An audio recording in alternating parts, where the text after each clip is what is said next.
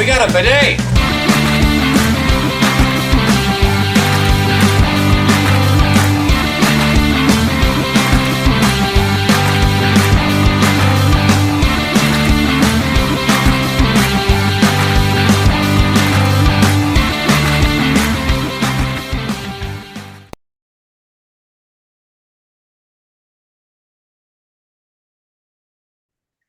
Hey everybody, and welcome back to another video. In today's video, we are talking about the finale of The Bad Batch. We got 2 episodes this week that finishes off season 2. Sarah is going to tell us about what happened, and then we'll tell you our thoughts, and then it's up to you on whether you want to watch the episodes on Disney+. I will say, it was good. Sarah, what happened this week? All right, so we got 2 episodes. The first one being the summit, and the second one being Plan 99. So we start out on Pabu, which was that like tropical place that the Bad Batch was. What? You're good. Sorry, I'm trying to look up the Bad Batch characters, and I typed in the wrong thing. Oh, okay. Sorry. All right. So we start out on Pabu, which is that like tropical planet that Fee took them to where they could try to hide out from whoever, right? And Echo has some information that he's discussing with the rest of the Bad Batch group about knowing that Hemlock, which is that like weird, oddly calm guy that's trying to, he's an Imperial officer, he's trying to get Lama Su to, and I might have said that wrong, so I apologize if I did, but he's trying to get her to cooperate with cloning stuff, and he knows that he needs Omega. So Echo knows that Hemlock is going to be at this certain planet. I think it's called Aradu, but I might be saying that wrong too. Some of these names are pretty hard to pronounce based on spelling. They've got some pretty far out spellings. But anyway, so he knows that they're going to be at the special planet. He mentions that Captain Rex is off on some other special mission, so he's not going to be with them. So it's just going to be our normal Bad Batch group. Everybody's all together again, just the normal guys, minus Crosshair, of course. So they go to this new planet to try to plant a tracker on the ship. But they notice some weird things with the security system. There's some areas that the security system has already been taken down, and it's kind of eerie as to why security systems have already been tampered with. Clearly, there must be somebody else doing something, and it doesn't really sit well with Hunter. But Tech wants to continue with the mission anyway, or I might have that flip-flopped. One of them is a little bit concerned about it, right? But the other one's like, all right, we just got to get through this mission and just get it over with. Just put the tracker on the ship and be done with it. Well, they run into Saw Gerrera, of all people, and he is trying to basically blast the whole entire base. Like, all the Imperials on it, all the equipment on it, all the ships on it, everything. He just wants to blast it all gone. Well, there's some prisoners here that could potentially, use some assistance, because if they can't track to the prisoners, if they can't track the Imperials through their ship, then they can't get to the prisoners, right? But Saw Gerrera's like, it's just something that's got to happen. Too bad, so sad. I guess it's one casualty out of, how many, whatever this giant impact will be on having this base explode. We see that he basically just doesn't really listen to the Bad Batch group, and he winds up detonating it with everybody being able to escape kind of just in the nick of time. But what we also find out that's happening while this is going on is that Hemlock is here, like we thought, meeting with Tarkin. And he's discussing, why he needs his funding and why Lama Su is important and why he wants to do what he wants the clones for and all of that good stuff. But one thing that's kind of cool is that Tarkin, or Krennic, is actually also there. And so I was very proud of myself. I was able to pick up that it was Krennic. That's a little win for me. Sometimes I have a really hard time identifying characters in their cartoon form versus when they're live action. Anyway, so Krennic is there. He actually mentions Project Stardust, which if you've seen Rogue One, you know that's referencing the Death Star plans. So that was pretty cool to kind of have that little, I'm going to call it an Easter egg, because if you haven't watched Rogue One and you don't pick up on the fact that that's referencing the Death Star plans, then you wouldn't really know what's going on. I would also call it an Easter egg because they didn't expand on it. It was just like a name drop. Yep. So that was pretty cool to be able to see, you know, Krennic in that little role. It's really about all the role he has in this episode, at least. Maybe more to be continued some other time and maybe in a future season or something. I'm not sure. But anyway, you can tell that Tarkin is really kind of fed up with Hemlock, and Hemlock is wanting to use these clones for his medical research, kind of his medical experiments. Tarkin really doesn't want the bad publicity that could come with this coming out, because he, you know, he's trying to build excitement about the Empire, right? And if the Empire shows just how bad and terrible they are, people aren't going to be as excited and want to work with them. So they're butting heads a lot, kind of just as like this is going on in the background while the Bad Batch is trying to put the tracker on the ship. So that, I believe, is really about the end of the first episode, is when Saw Gerrera explodes the base and everybody's trying to get out. Where we start off with the next episode, which they kind of, you know, are 2 episodes in one, which makes sense, is why they came out together. I just wanted to say a couple things before we get into the second one. Go for it. 2 small things that I wanted to plug in.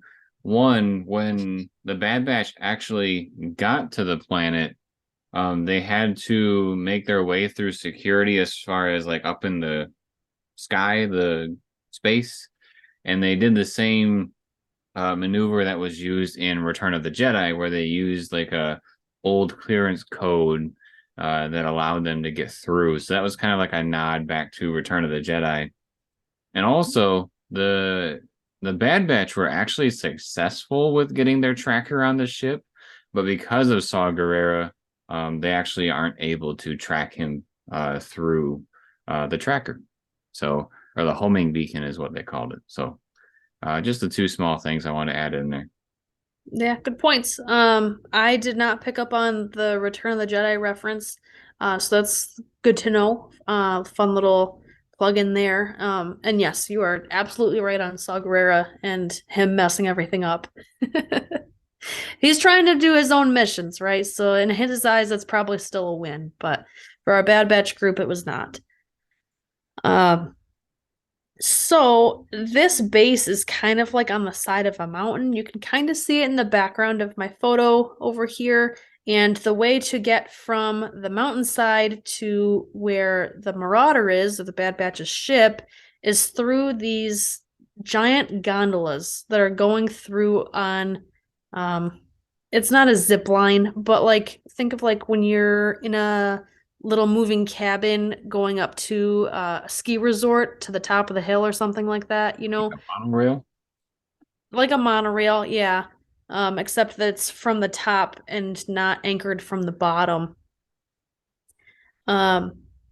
So they are able to get onto one of those. There's kind of an adjoining one with some stormtroopers on it. They get stuck maybe halfway between the mountain and where they need to go, because when all these explosions are happening, the power cuts to everything. Everything kind of gets this a short circuit, if you will. So there's a lot of tension going on, right? Because they've got stormtroopers trying to blast them from the adjoining cabin of this little monorail type system. They've got other cabins that are just, I don't know, 40, 50 feet away or something like that. Far enough away that you can't jump to one, but close enough that you can shoot each other. So they're all trying to figure out how to get the power turned back onto this thing, because if they fall out, they're falling hundreds and hundreds of feet. Like there's no way you'd survive a fall from this height. You can't even see because you're like above the clouds. or the fog, you can't even see where the ground is. You're so high up. So you've got Tech is climbing up on top of the cabin system to be able to return power to this like monorail system. You've got Echo using his special weird mechanical arm in the cabin to try to tell the cabin which way to go once it eventually does get power. You've got Wrecker and Hunter and Omega trying to blast stormtroopers, trying to watch everybody's backs and keep everybody safe. They are able to restore power, but with all of the commotion of everybody fighting, one of the cabins of the two adjoining cabins, right? The one with the stormtroopers on it, which at this point they've all either fallen to their death or they're tased and kind of like unconscious, if you will. So none of them are really fighting back in that adjoining cabin anymore. But that adjoining cabin. I do want to point, actually, I forgot about this little point. This whole season, the Bad Batch is setting their weapons to stun because of the clone troopers being their brothers. When they're going through this base and they're shooting people, they are not set to stun anymore. They are, to be lethal and actually kill stormtroopers. So at this point, they are firing to kill and not just stun. Yeah, so pretty crazy stuff. It's very high intensity for this scene. And the adjoining cabin, through the power turning on and trying to get it to go the right direction, plus all the blaster fire everywhere, and you've got they've actually called in, I think it was Tarkin who called in aerial support, and the stormtroopers didn't really want to because they know that there's other stormtroopers in some of these cabins and they don't want to do friendly fire. And Tarkin just says, do it anyway. You need to get rid of this rogue troop of whoever they are.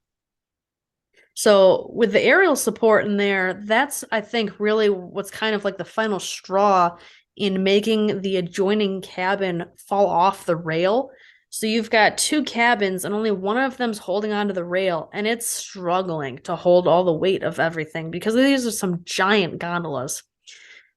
Tech, in his process of trying to get back from the power station to the cabin, he's hanging on by I almost called it a bungee cord, like he was bungee jumping. That's not what it is. He's hanging on by his like rappel cord, right? Like he's trying to pull himself up, but the cabin keeps shaking as there keeps being blasts on it, and he's just really struggling. And you can see that the cabin that the rest of the Bad Batch group is on is very close to falling off of this monorail system. And if that falls, they're all falling. There's no catching themselves from this, right? Tex tells Wrecker that he's going to have to disconnect the two cabins, and Wrecker just straight up refuses because he knows that that's going to make Tech fall. And so Tech says, when have we ever listened to orders? And he said, we have to execute Plan 99. And so then Tech blasts the adjoining connector between the two cabins, which simultaneously makes the cabin that Tech is holding on to fall, which means Tech now falls to his death, we presume. Rest in peace, Tech. This was horrible to watch. I hated it. Not that it's like gruesome or anything, but just like my heart sunk for Tech to be gone. Miraculously, the other cabin that the rest of the Bad Batch group is on suddenly suctions itself back to the rail. Jeremy said maybe it was magnets or something. That would make sense as to why it suddenly is holding on again. But without that extra weight weighing it down, it goes the rest of the way down the zip wire. And I forget how the Bad Batch actually got hurt. Oh, I remember. Sorry, it took me a second. They're going too fast at this point.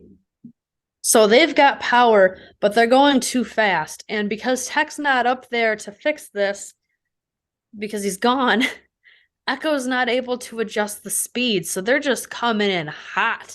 and eventually they crash into the car at the station where they're supposed to stop and get out, and it's a full-on like head-on collision.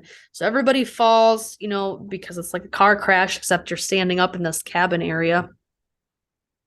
We're watching this kind of through Omega's eyes almost, because she keeps going in and out of consciousness, so we see little glimpses of what she might be seeing between Wrecker picking her up and running with her, and we hear Hunter in the distance and everything, and she winds up they say that they have to bring her somewhere to, for everybody to get safe and get medical attention, and where they actually wind up going really surprised me, but they went to Sid's.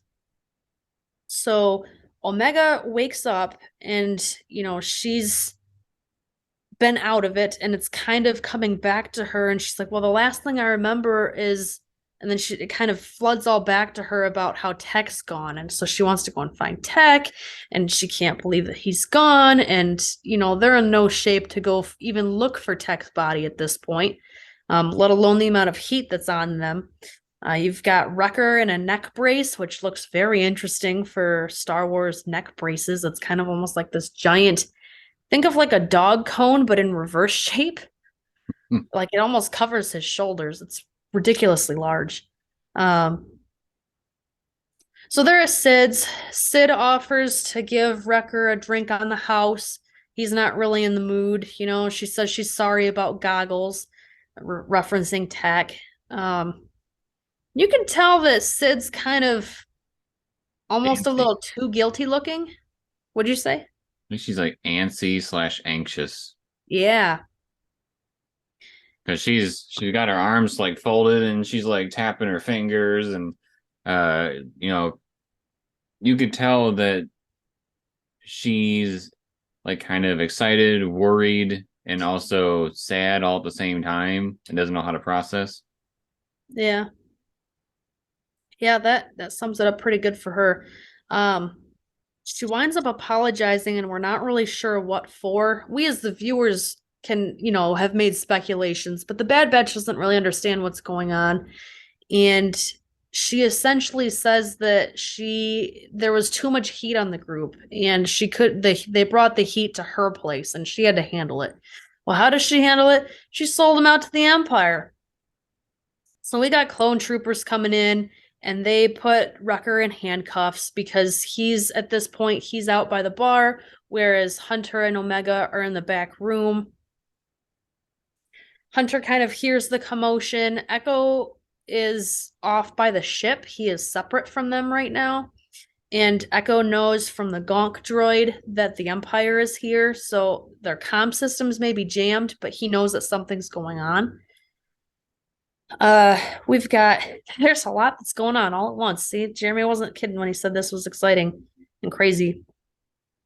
We've got Hunter telling Omega, you need to go with your little droid friend, which again, I thought it was weird that the droid was there, because it's one of the droids that helped Omega, I think, on Coruscant.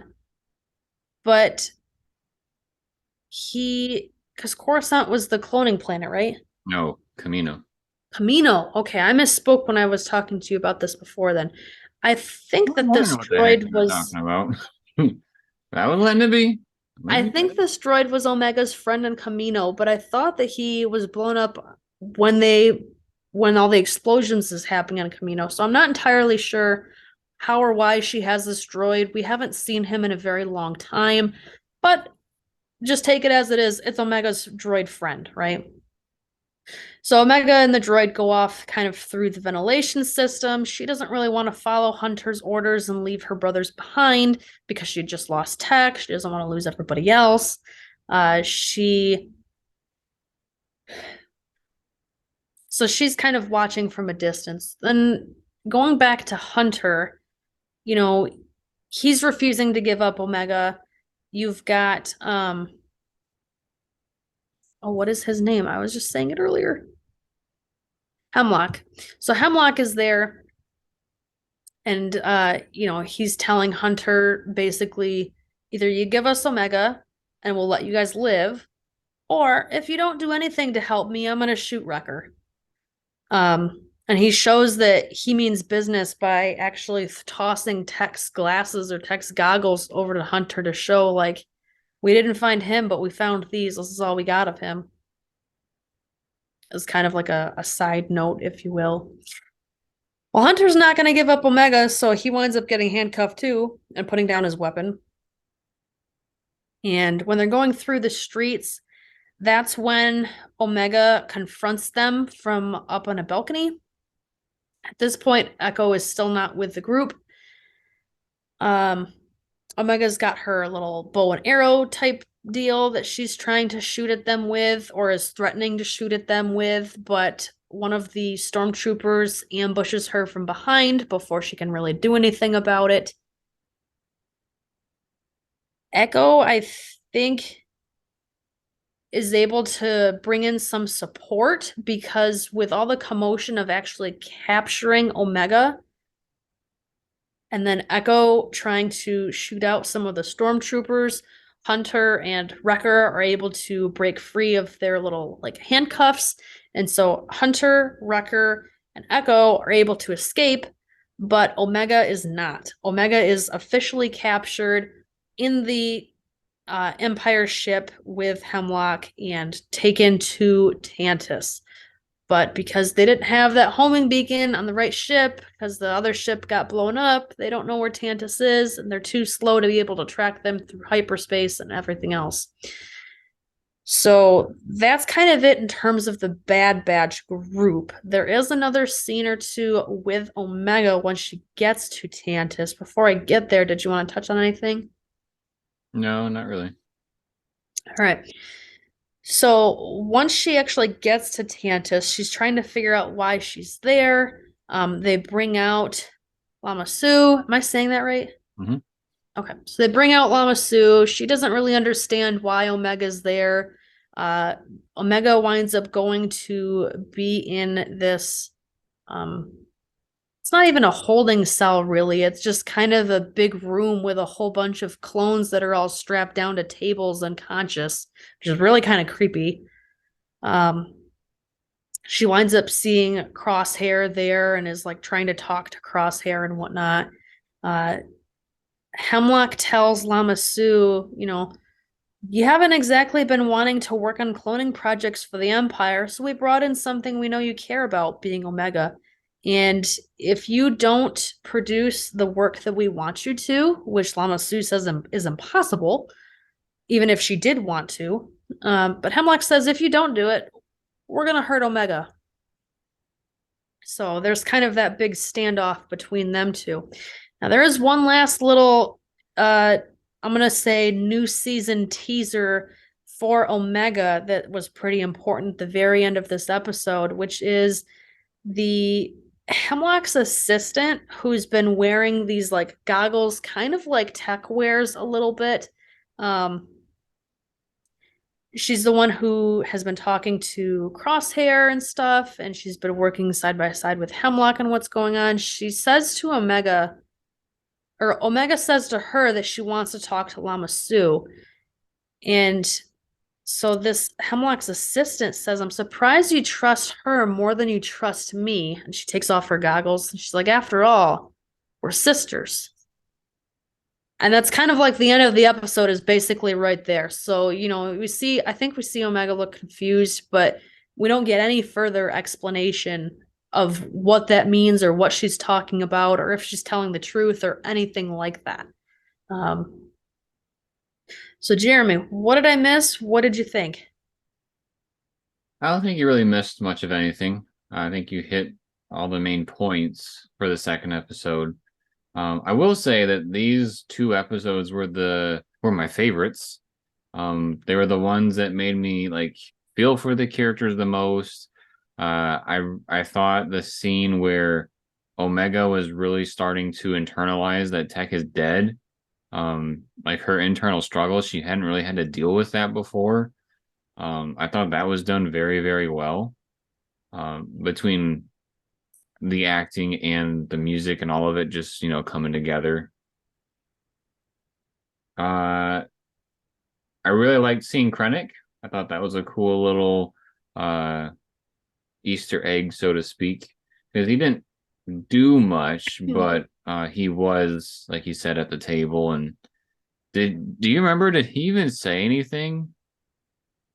I think he was the one who mentioned Stardust. I thought it was Tarkin that asked to see Stardust, but um, Potentially, but then Tarkin or Krennic responded somehow. I think he said something. I'm not sure exactly what he said, but he participated in the conversation a little bit. gotcha. So yeah, I like the episodes. I honestly like thinking about the series as a whole now. I'm hoping because we got the tease for the next season. They're definitely gonna make a third season. I personally believe that they should end it after season three. Just because I felt like this season itself felt like the crosshair parts were important, and then the last two episodes for the Bad Batch were important, and that was about it. Uh, so the fact that I think that these were two of the most significant episodes, I think that pays good dividends for how good they were. What did you think?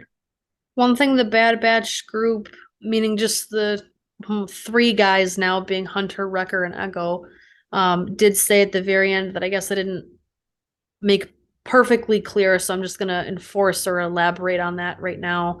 Is just that Hunter said, even though they don't have that homing beacon to track that ship, that they're gonna keep looking for her for Omega until they find her. How many Um, one-off episodes do you think they're gonna have until they find out? 13? Who knows, man? I wouldn't be surprised if there's at least a good handful. Um, I thought it was a pretty good set of episodes. I'm kind of surprised that this is what they chose to put the two episodes together. And the only reason why I say that is because they fit really well together. And how many other episodes have been kind of like filler content where you could have used something with a bit more substance, like maybe a filler episode with a really good episode? And instead, this was one where, that would have been a really good cliffhanger and made me really want to watch the next episode or want to watch the following week.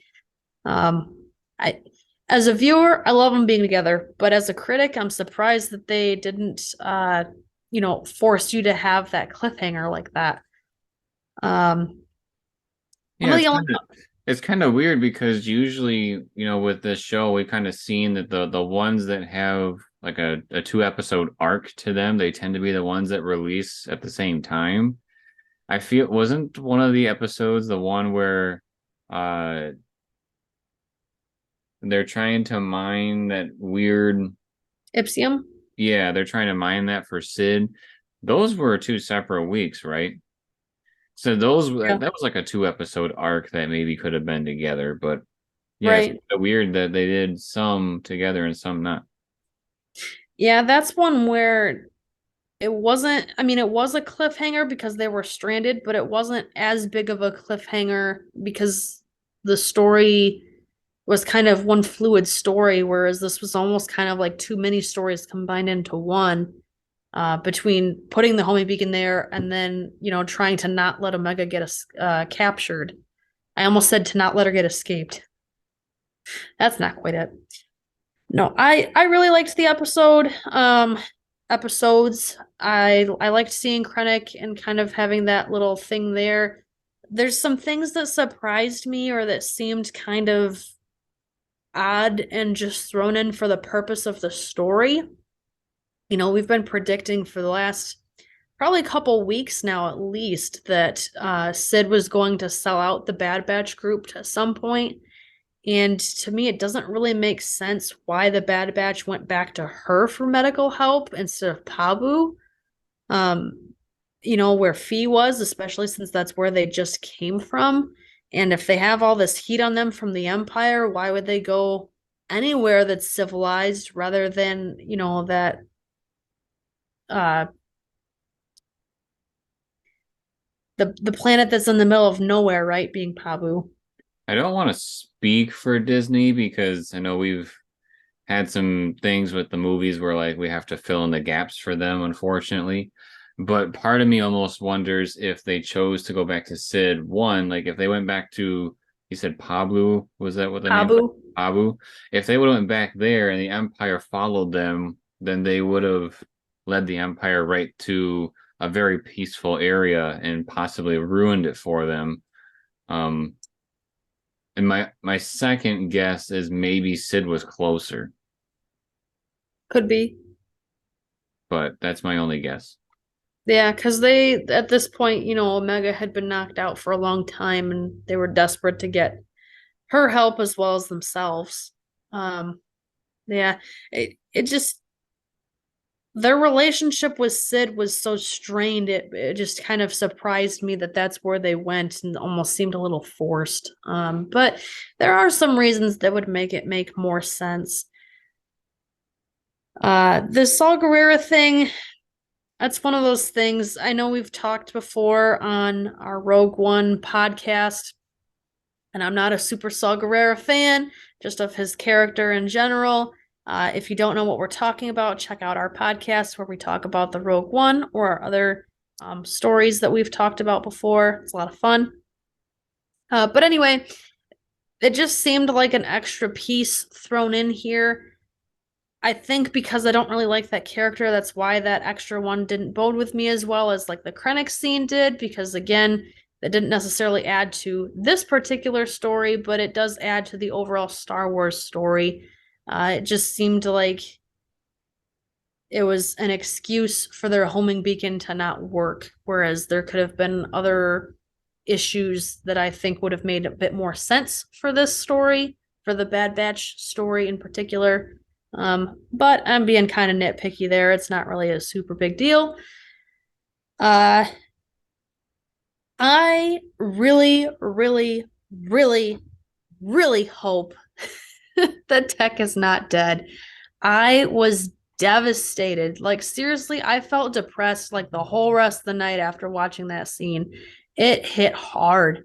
Well, Which sorry to say, but he did. it sounds silly to be so upset over a fictional character, but like my heart sank. He is one of my favorites. Wrecker is one of my favorites. Hunter is, I'm gonna put him in a third place favorite.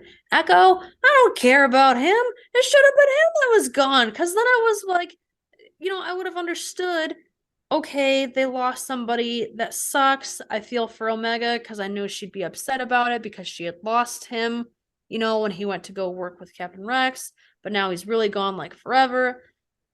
But to lose Tech, oh, it was such a punch to the gut.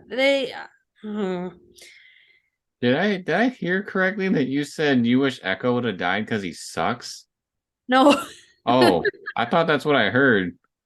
No, I was saying that I wish it would have been him because he's not as much my favorite as the rest. And I understand, yes, it still would have sucked, like for them to lose Oh, a member of their I own. was But like, dang, she went there. no, not quite. He's okay, but he hasn't been given nearly as much attention as the rest of the group. And I don't feel for him like the rest of the group. And especially with how much Fee has been trying to get Tech to open up and like borderline flirting with him and stuff, especially at the beginning of this 2 episode run where she's trying to get him to, like, you're not going to tell me where you're going. You're not going to say goodbye. You were just going to up and leave. Like friends normally tell each other these things, like where they're going and stuff. And uh, it's just one of those things of I am so mad and frustrated and upset and in denial and I don't like it. And I'm going through that whole grievance curve right now about Tech. And I really, really, really, really, really, really hope he's not permanently gone because if he is, oh, it's going to be terrible. Well, you know what's gonna happen, right? They're gonna find Omega and they're gonna convert her sister, and her sister is gonna be a female Tech. There you go. You said it. She had the goggles. That's not what I meant.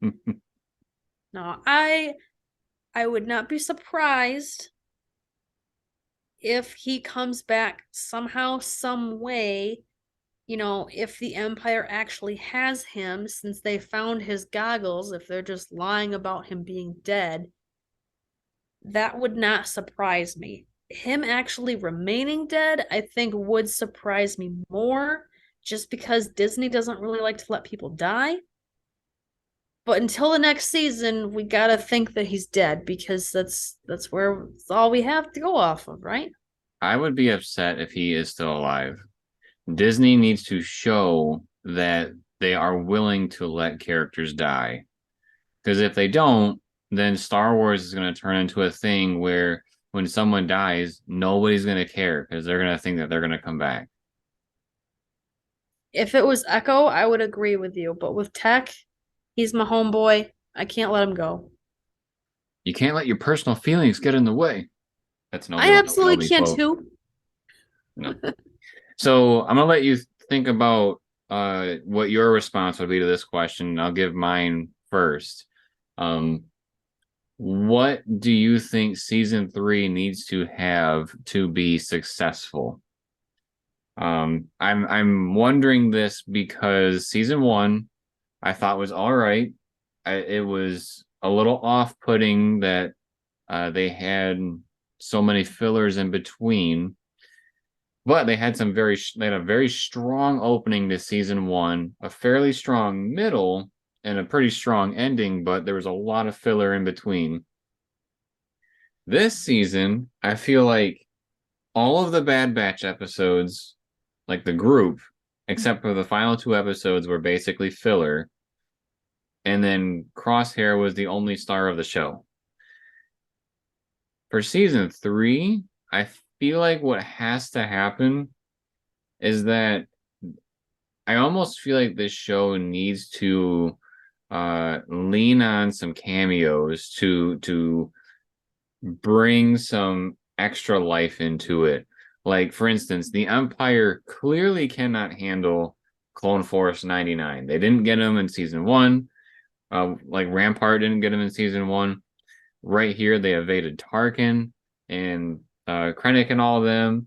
So I think season 3 is going to have to bring in, like, maybe the Empire will hire a Boba Fett or something, or the Empire will have like Vader taken into his own hands, or the Emperor will somehow.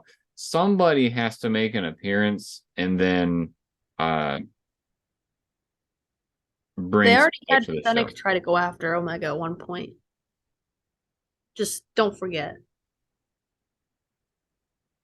I know I said that. Okay. Well, I missed you saying Fennec. I remember you saying Oh, you said Fennec. I thought you said Krennic. no, Fennec has tried to go after Omega in a previous season. Yeah, that's all right. She was working for Cad Bane, I thought. I No, they believe, fought. They were fighting over Omega. yeah. Either way, I feel like in season 1, some of the strengths were the cameos, like Cad Bane, and Fennec. So unfortunately, I don't think the Bad Batch is strong enough on their own to hold their own show. And the problem is, one, it's partially due to the writing because, they write the filler episodes. They don't just appear out of nowhere. They deliberately make those decisions. So I feel like the writing has to be a little bit more concise. It's kind of like Mando. We have only 8 episodes and they range somewhere between like 25 to 40 minutes a piece. And we're like, we need more. Like the story is not flushed out enough and satisfying. Whereas here, I feel like they're given way too much stuff. And unfortunately, too much stuff that we don't want. At least I didn't want. So I feel like they have to figure out, that happy medium of, uh, you know, efficient and quality storytelling and not necessarily, quantity for the Bad Batch or, in my opinion, cheaping out for the Mandalorian. But what would you need from season 3 aside from Tech coming back? What would you need from season 3 to be successful in your opinion? You can drop those air quotes, by the way, about Tech coming back. No, whether he comes back or not, we need a strong enough cast to make me emotionally invested. Wrecker does a good job of that. Omega does an alright job of that. Tech did a good job of that, and Hunter does an okay job of that. So, with two okays and two great jobs, and one of the great jobs left, so really the only person I'm really rooting for or super care about is Wrecker at this point. And Omega, there's not enough characters to keep me emotionally invested at this point. So that is one of the big things. So if Tech does not come back, somebody else has to fill that role of me being emotionally attached to somebody or actually caring about what happens to them. I don't really foresee that being Lama Su just because she's such a quiet character. Even though I know that she's going to be a big part of this with whatever Hemlock's wanting her to do. I don't really see that being Hemlock's assistant either, even though she's saying she's Omega's sister. I just don't. She's an okay character so far. I'm curious to see what else happens to her. But unless she does some cool, like crazy stuff, she's just a nice side character at this point. Crosshair could potentially be that character, maybe. I'm very curious to see what happens to him once he eventually does wake up, or if him and Omega have some sort of an interaction, and what happens there. But that is kind of the big thing for me is if it's not action, then I need somebody I'm emotionally invested in where I actually care about what's happening to them and have fun alongside them. I'm gonna go down kind of a grim tunnel.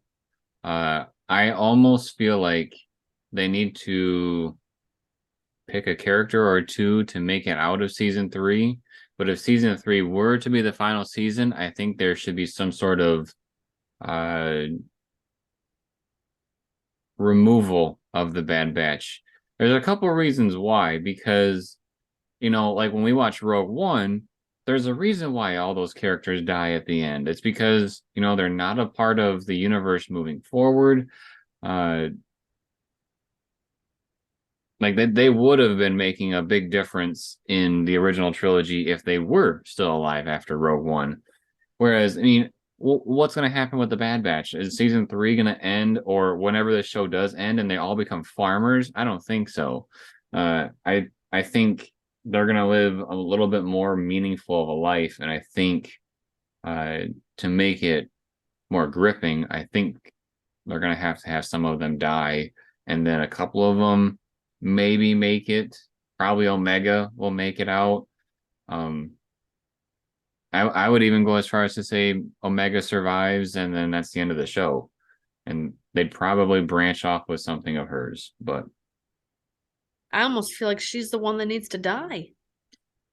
She's the one that's causing all this chaos and trouble, and why the Bad Batch has so much focus on them is because they're protecting her. But can you kill a kid? I don't think Disney has the heart to do that. I don't think they have the heart to kill anybody at this point, so I guess we'll see. Yeah.